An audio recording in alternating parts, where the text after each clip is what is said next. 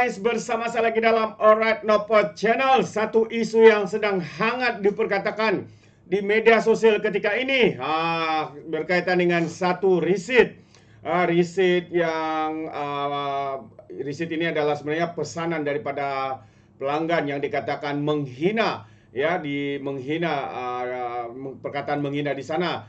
Jadi apa sebenarnya yang berlaku sahabat-sahabat semua sehingga walaun-walaun ini dikatakan begitu hebat sebagai juara untuk memprovokasi sebelum membuat siasat, belum mengenal pasti benarkah risit itu datang daripada sebuah restoran atau sebagainya. Mereka terus membuat provokasi dan juga memviralkan isu ini. Jadi sahabat semua, saya ingin memberikan Anda sedikit pencerahan berkaitan dengan isu ini, berkaitan dengan isu risit yang mengatakan menghina Islam ini. Jadi tanpa buang masa sahabat semua, mari ingin saya bacakan bersama dengan Anda berkaitan dengan isu panas ini. Katanya walaun bab tak siasat dulu memang juara, heboh jenama pizza ini konon hina Islam.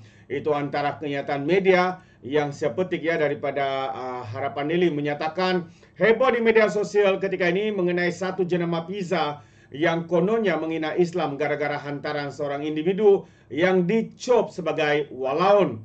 Lelaki itu bahkan meminta orang ramai membuat laporan polis serta meninggalkan tanda pagar PDRM serta menyebut premis Domino's Pizza Sungai Arah di Bayan Lepas, Pulau Pinang. Dia menyifatkan ungkapan yang tercetak pada risit itu sebagai kurang ajar dan juga biadab.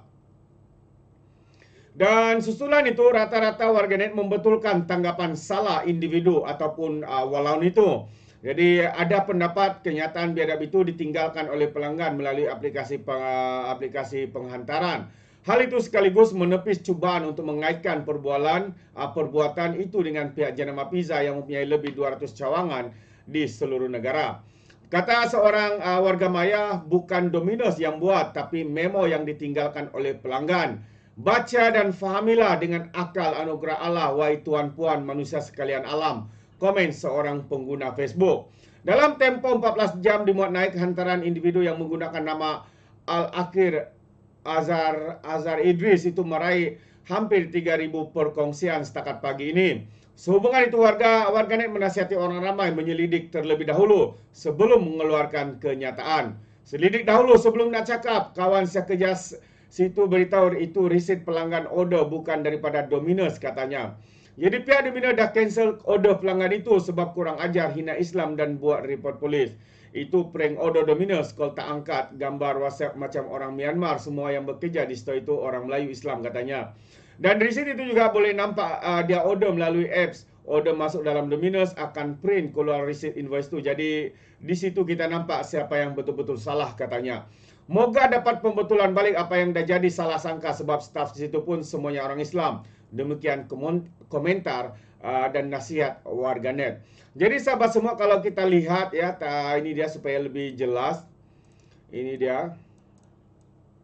Jadi kalau kita lihat sebenarnya ini bukanlah risit daripada Domino's, tapi ini adalah daripada order daripada pelanggan sendiri. Dan kita tahu, kita tidak pasti kenapa pelanggan ini membuat provokasi seperti ini. Dan yang lebih mengejutkan adalah tanpa membuat usul periksa seperti mana yang dinyatakan oleh warganet, melihat tindakan daripada seorang individu yang bergelar walaun ini sanggup membuat provokasi seperti ini. Apa sebenarnya tujuan mereka sahabat-sahabat semua?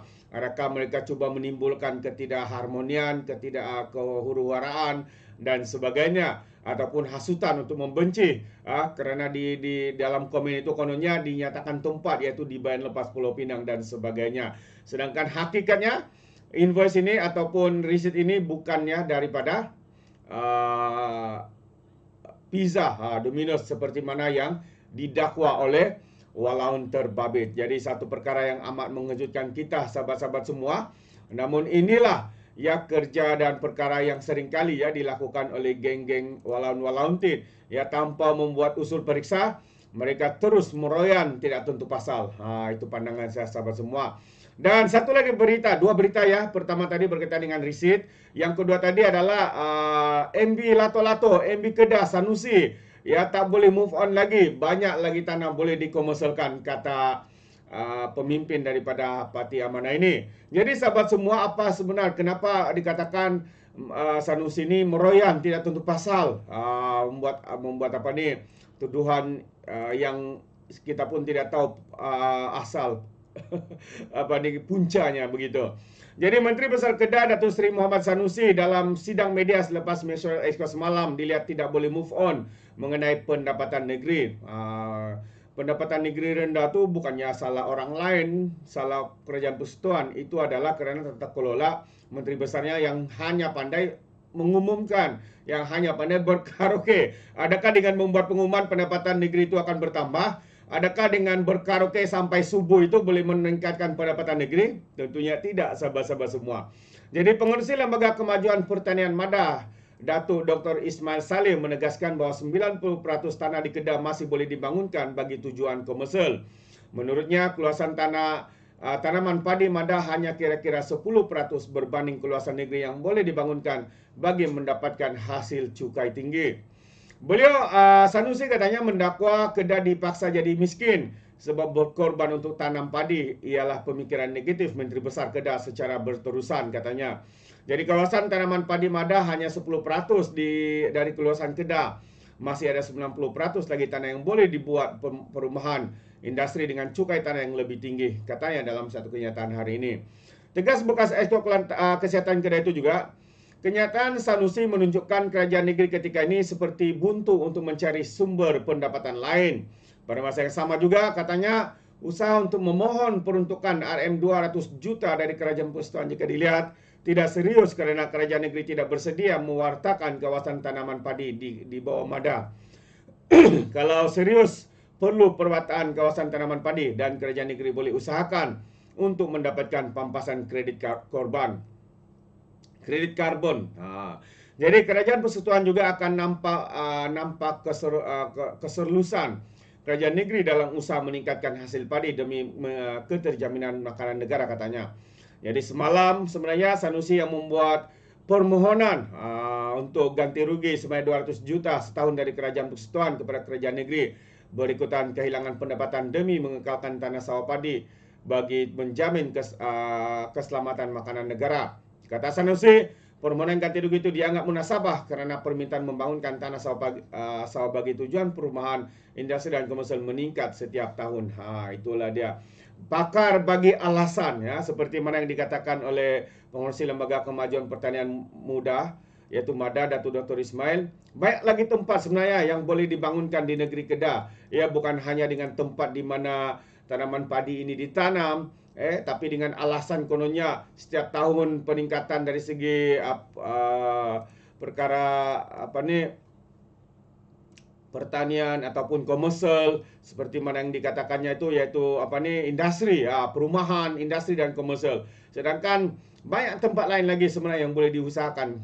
90% lagi keluasan negeri Kedah, kata Datuk Dr. Ismail Saleh. Jadi apa pandangan anda, sahabat-sahabat semua? Alasan kononnya gagal mendapat mengekalkan pendapatan, dan kerana itu mereka mahu untuk meminta pampasan daripada kerajaan 200 juta kerajaan persekutuan. Wow, ini barulah skamer, dengan begitu senang mencari jalan singkat untuk mendapatkan pendapatan negeri dengan mendapat pampasan ataupun apa yang dikatakan 200 juta pampasan daripada kerajaan persekutuan. Inilah dia kehebatan pemimpin-pemimpin daripada PAS.